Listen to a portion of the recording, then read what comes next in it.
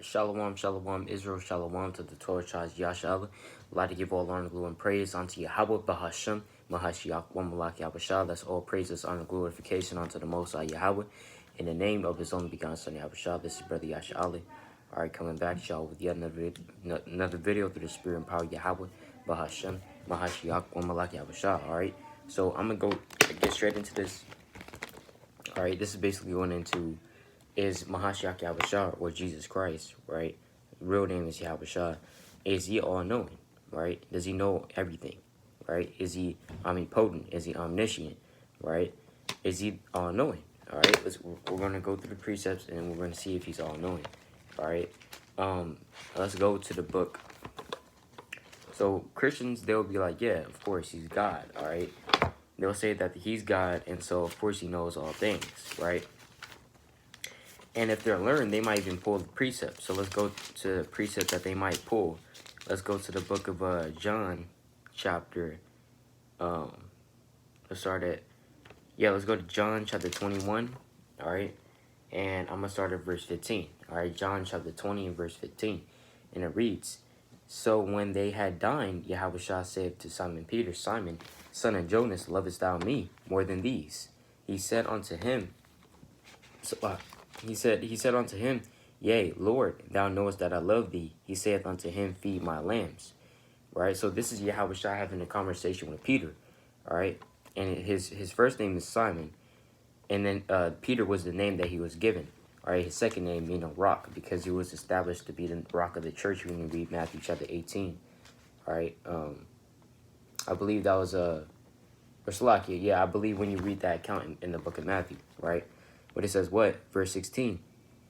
He said to him again the second time, Simon, son of Jonas, lovest thou me? He said unto him, Yea, Lord, thou knowest that I love thee. He said unto him, Feed my sheep. He said unto him the third time, Simon, son of Jonas, lovest thou me? Peter was grieved because he had said unto him the third time, Lovest thou me? And he said unto him, Lord, thou knowest all things. Thou knowest that I love thee. Yahushua said unto him, Feed my sheep.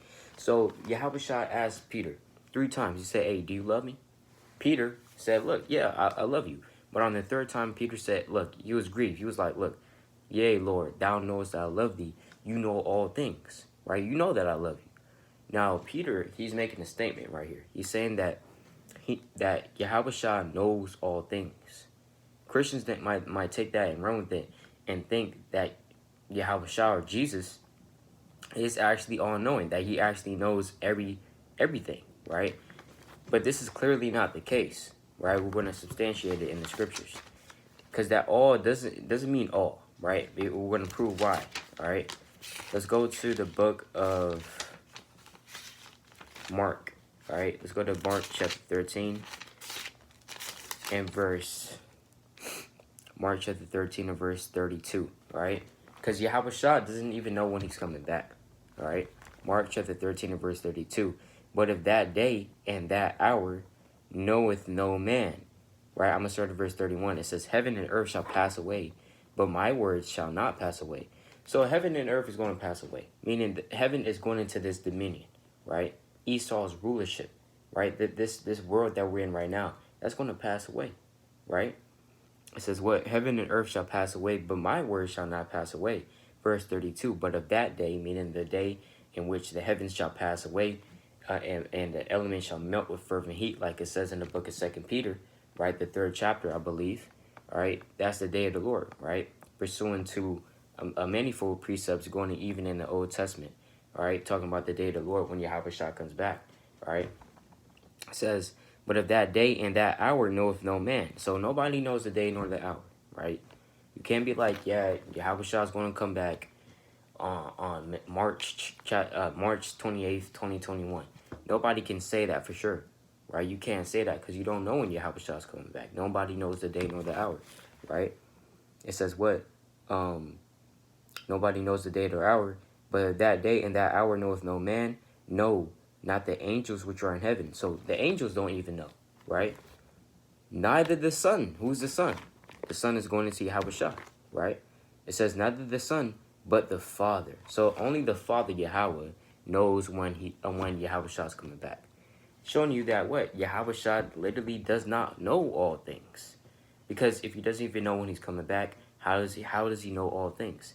That all just doesn't mean all. Like in the scriptures you read, sometimes the all doesn't mean all. Alright? Like, for example, Titus chapter 2, verse 11, or Titus chapter 2, verse 10, it says that salvation, or basically grace, has appeared to all men. Well, has grace appeared to the Edomites? Because pursuant to Obadiah chapter 1, verse 18, it says that Esau, right, will be exterminated off the face of the earth, right? The Lord said that, look, Esau will have to serve 1,000 years of captivity and afterward be exterminated off the face of the earth. So is that showing mercy unto him? Or in Hebrews chapter 12, verse 16 through 17, Esau didn't find any place of repentance, though he sought it carefully with tears, and he didn't get any grace. Esau is not going to have any grace or mercy. So that grace has not appeared unto all men, even though when you read Titus chapter 2, verses 10 through 11, it says that it has, right? But that all men is just going into every Israelite, right? Let's read this. This is the book of Numbers, another example. Numbers chapter 17. Right, Salaki, not Numbers, Numbers chapter 24, right? Salaki, Numbers chapter 24, all right, in verse 17, it says, I shall see him, but not now, right? I shall behold him, but not nigh. There shall come a star out of Jacob, and a scepter shall rise out of Israel, and shall smite the corners of Moab, and destroy all the children of Sheth. So this is going to see Yahushua, right? Yahushua, he's going to come back.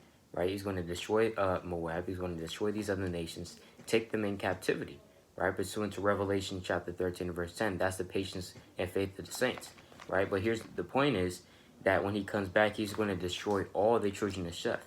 Wait, so does that mean that he's going to destroy all, like literally every child of Sheth? Because remember, you had 3 sons of Noah. You had Ham, Shem, and Japheth, and you had multiple nations that came out of Shem. Right, Abraham himself came out of Shem. And look how many nations he created, right? Including what, like, for example, who comes out of Sheth? I mean, Sheth is going into Shem, right? But Shem, right? Like, for example, the Moabites, Ammonites, Israelites. The Lord's not going to kill every Israelite, right? So it's not talking about all, right? All sometimes doesn't mean all, it just means a great amount, right? So in like manner when when Peter said to the Lord, thou knowest all things, he's just saying that you know a lot of stuff. You have all that, you know what's going on. You have the wisdom, you have the knowledge, right? That's what he's saying. Right? He's not saying that he knows literally everything, because Yahushua doesn't know when he's coming back. Even, let's go to the book of Revelation chapter 14. Revelation chapter 14 and verse 14. It says, and I looked, and behold a white cloud, and upon the cloud one sat like the Son of Man, having on his head a golden crown, and in his hand a sharp sickle. Right? So this is Yahushua sitting on a white cloud. This cloud is going to a chariot. And another angel came out of the temple, crying with a loud voice to him that sat on the cloud, thrust in thy sickle and reap, for the time is come for thee to reap, for the harvest of the earth is ripe. So this is when Yahushua is coming back. Before he comes back, the angel has to go up and tell him that, look, now is the time, right? Yahushua, he didn't know, right? This is new information that he's receiving, right? Okay, now's the time. All right, now I'm going to go down upon the earth and gather up the elect. Now I'm going to have to go down upon the earth and destroy the children of Sheth, right? Destroy the Edomites, take them as a possession, right? Take these nations to captivity and restore righteousness and judgment upon the earth, right? So that had to be told to Yahushua, all right? So that shows you that he doesn't know all things, all right? Let's go to accounts when he was walking the earth. All right, let's go to the book of, let's go to Mark chapter 5, verse 30. It's the book of Mark chapter 5, verse 30. It says, and Yahushua, immediately knowing in himself that virtue had gone out of him, right, turned him about in the press and said, who touched my clothes? So there was this lady that had an issue of blood problem for about 12 years. And she touched Yahushua. And Yahushua felt that power went out of him. And so he said amongst the crowd, he said, who touched my clothes? right? So he was inquiring, he was asking a question, right? He was saying, look, who's touching my clothes, right? Or who touched my clothes? Verse 31. And his disciples said unto him, thou seest the multitude thronging thee, meaning the multitude of the people, they're just up against you, right? Crowding against you.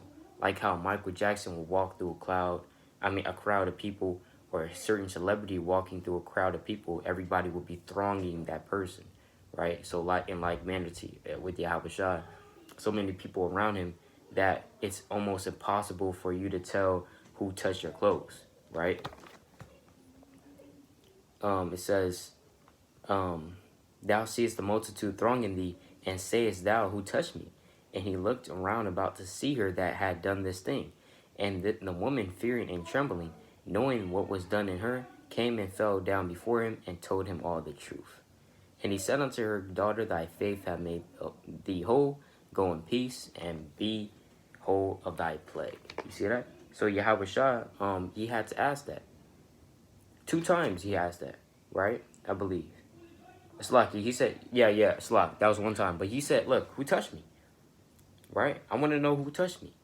Right? So that just shows you, right? Even on the earth, all right, even on the earth, he didn't know all things. All right. Let's go to the book of let's go to Mark 11 and 12. Right?